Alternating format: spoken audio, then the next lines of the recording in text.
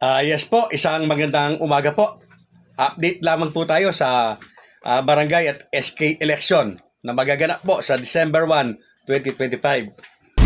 At maraming salamat po sa patuloy po na pagsuporta sa aking channel. Salamat po sa lahat po na nakasubscribe na. At sa mga hindi pa po nakasubscribe, ako po ay nananawagan na mag-subscribe na po kayo.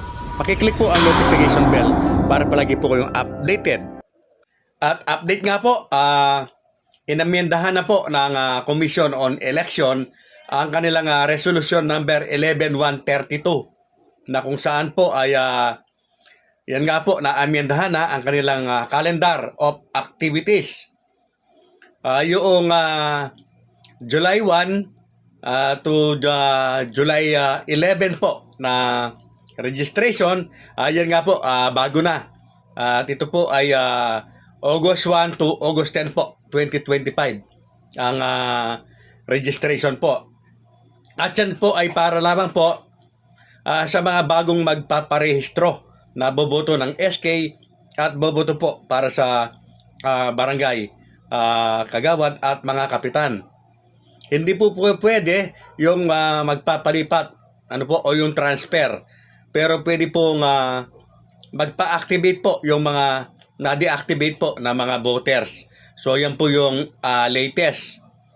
At ang isa pa po na pinakabago ay ito nga pong ka-announce lamang na kahit po tayo ay manual, yes po, kahit manual po ang halalan ng barangay at SK election sa December 1, 2025, meron din pong early votings.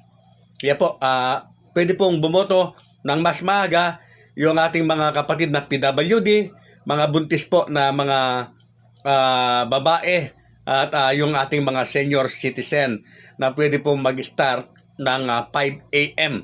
Yes po, alas 5 ng madaling araw, pwede na pong bumoto yung ating mga nasabing mga kabarangay na PWD, mga buntis na babae, siyempre babae, buntis, at yun nga po, mga senior citizen.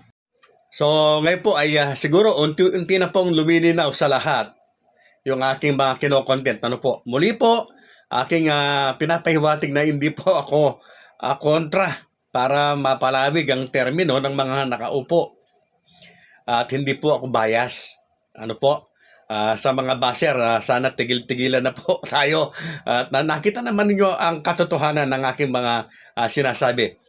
Mas malinaw at mas makatotohanan. Yung talagang wala na pong katsansa-tsansa na mangyayari.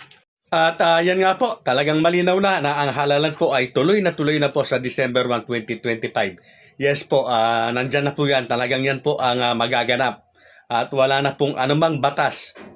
Yes po, walang anumang batas po na pwedeng bumago pa dyan.